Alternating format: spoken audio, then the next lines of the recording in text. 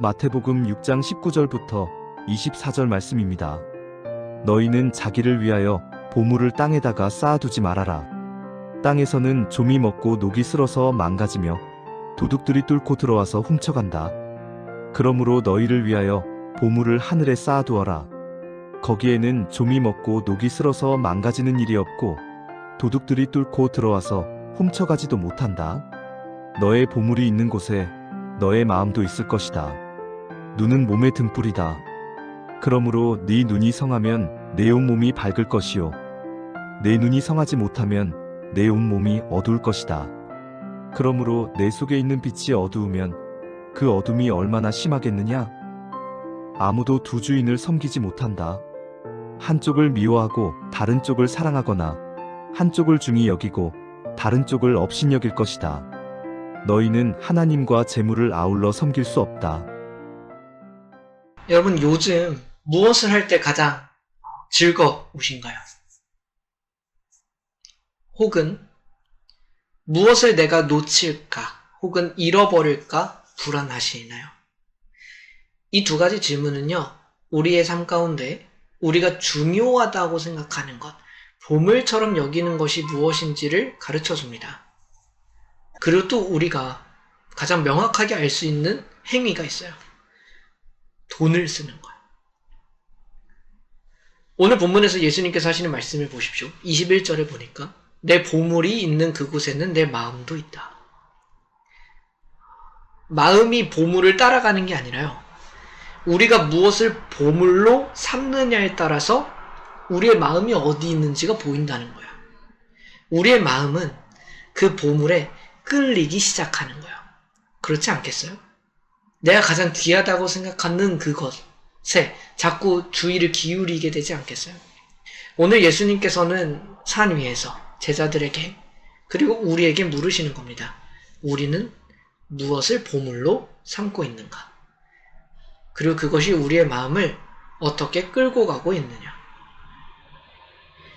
예수님께서는 먼저 두 종류의 장소를 비교하십니다. 땅과 하늘이요. 19절에서 예수님께서는요, 땅에 보물을 쌓아두지 말아라 라고 이야기하십니다. 그 이유는 땅에 있는 보물이 뭐 악하다 이런 얘기가 아니라요, 땅에 있는 것은 빼앗기기 쉽다라는 거예요. 당시 우리의 뭐 어떤 귀한 재산이라고 할 수 있는 옷도 그렇고 식량도 그렇고 금고도 그렇습니다. 누군가 다 가져갈 수 있고 혹은 그 자체로 쇠할 수 있는 것들이죠. 지금은 뭐 금고가 따로 있습니까? 내가 쌓아놓은 어떤 주식의 차트가 있을 수도 있고 혹은 내 건강 그 자체가 내 재산이 될 수 있죠. 그러나 그것이 취약하지 않은가? 우리나라가 6천 코스피 혹은 그 이상을 꿈꾸게 되고 많은 사람들이 또 그 투자의 현장으로 달려가지 않았습니까? 전쟁 한 번에 휘청하더니 또 기록을 세우면서 떨어지는 거예요. 영원할 것 같은 건강이 어디 있어요? 노화와 질병과 예상치 못한 일들 앞에 무너지는 거죠. 그것은 바로 우리의 우상들이라고 여겨집니다. 하나님이 아니라 그것이 나를 보호해 줄 것이라는 신앙이 돼버리는 거예요. 그 주식 차트가, 그 건강이 나를 안전하게 만들어주고 나를 가치 있는 사람으로 만들어줄 것이다. 예수님은 말씀하십니다. 땅에 쌓은 보물은 그 자신도 지킬 수 없고 우리를 지켜줄 수도 없다. 이어서 예수님께서는 눈에 대한 이야기를 갑자기 좀 하세요. 22절에 눈은 몸의 등불이니 그러므로 내 눈이 성하면 온 몸이 밝을 것이다. 여기서 성하다라는 단어가요, 단순하다 혹은 하나에 집중하다라는 의미를 가지고 있어요. 우리의 시선이 그러면 어떻게 되어야 되냐? 나뉘어져 있지 않고 단순하게 하나를 바라보는 거예요. 하나님이요. 그럼 우리의 삶의 우선순위가 선명해지는 것입니다. 돈을 벌어도 하나님을 위해 벌고 돈을 써도 하나님의 영광을 위해 쓰는 것. 그러니까 야고보서를 봐도요, 마음이 둘로 나뉜 것을 책망하는 말씀이 있거든요. 이처럼 하나에 집중하고 있는 것은 신앙에 있어서 굉장히 중요합니다. 무슨 말이냐면 이것도 중요하게 여기고 저것도 중요하게 여기고 하나님도 섬기고 재물도 섬기고 이런 것이 아니라, 그래서 어떤 면에서 나쁜 눈이라는 것은 하나님도 섬기고 세상의 재물도 섬기고 싶은 마음이죠. 그러나 이렇게 되면 우리는 더 안전할 거라고 믿어요. 신앙도 지키고 이렇게 재물도 걱정 없이 살면 저는 안전해지는 거 아닌가요? 그래도 온전해지는 거 아닌가요? 안타깝게도 그렇지 않습니다. 오히려 우리는 시선이 갈라지면 영적인 혼란에 빠지죠. 무엇이 옳은가? 무엇이 영원한가? 뭘 선택해야 될까? 오히려 불안과 염려 혹은 신앙의 흔들림을 경험하게 되는 겁니다. 그래서 예수님 말씀하시는 거예요. 24절에 한 사람이 두 주인을 섬기지 못한다. 근데 좀 더 구체적으로 말씀하시죠. 너희가 하나님과 재물을 겸하여 섬기지 못한다. 맘몬이라는 단어입니다. 약간 인격화가 된 표현이에요. 재물은 아주 좋은 도구가 될 수 있지만요.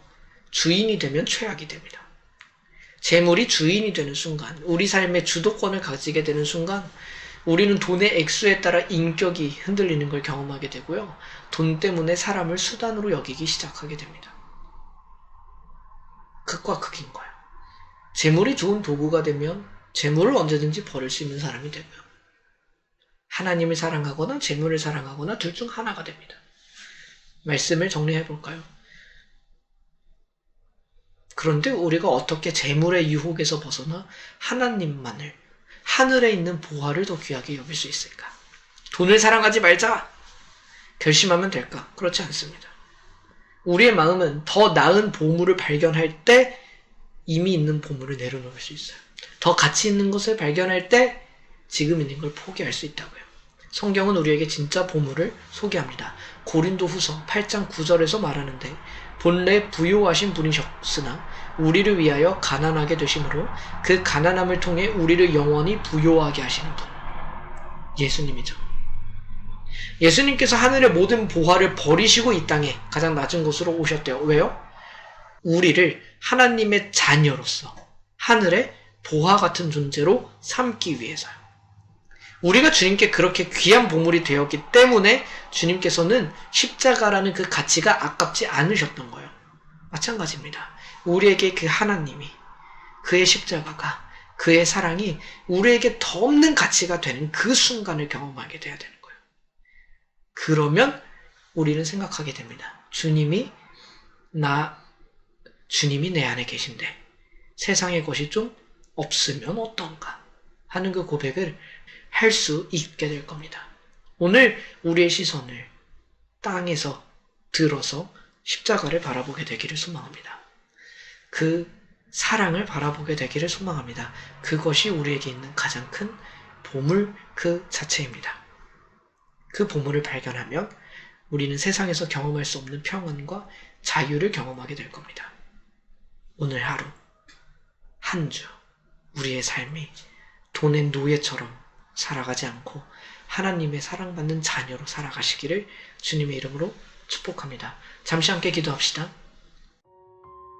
하나님 아버지, 우리가 고작 썩어질 세상의 보물을 모으느라 정작 영원한 보물이신 주님을 잊고 살지는 않았는지 돌아봅니다.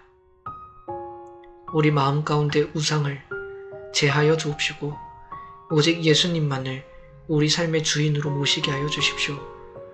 재물이 아니라 그리스도의 사랑이 우리에게 더없이 가치 있게 하여 주십시오. 재물에 흔들리는 삶이 아니라 주님의 사랑과 생명으로 풍성한 삶이 되게 하여 주십시오. 우리 주 예수 그리스도의 이름으로 기도드립니다. 아멘.